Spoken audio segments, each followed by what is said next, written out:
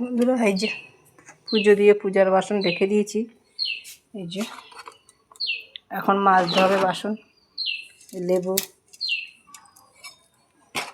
ভালো লাগে না, কিন্তু পুজো দেওয়ার সময় বাসন মাজা না থাকলে বিরক্তি লাগে, তাই এখন বসে বসে পুজোর বাসনটা মাজবো। দেখে বাসন মাজবো, বসতে ভালো লাগছে না।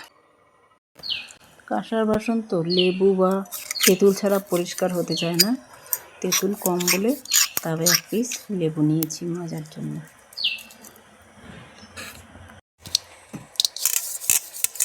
লেবুতে পরিষ্কার হতে চায় না তেঁতুল ছাড়া।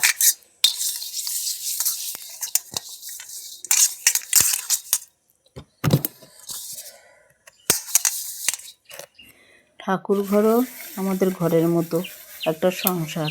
বাসন মাজো, থালা গ্লাস বাটি ঘটি, ঠাকুর ঘর পরিষ্কার করো, ঠাকুরের কাপড় চাপড় ধোও, ঠাকুর পুজো দাও, এই করতে করতেই ঘন্টা দেড়েক চলে যায় ঠাকুর ঘরে।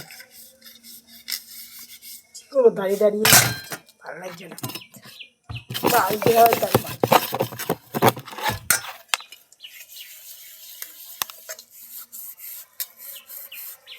বিরক্ত লাগলেও কিছু করার নেই, করে রাখতেই হবে, তা নাহলে পুজো দিতে যাওয়ার আগে সব মাজা ঘষা করতে হবে। যাই হোক, মাজা হলো, এখন ধুয়ে বাসনগুলো নিয়ে ঠাকুর ঘরে রাখবো। ধোয়াও হয়ে গেছে, এখন চলো ঠাকুর ঘরে গিয়ে বাসনগুলো উপর করে রেখে দিই।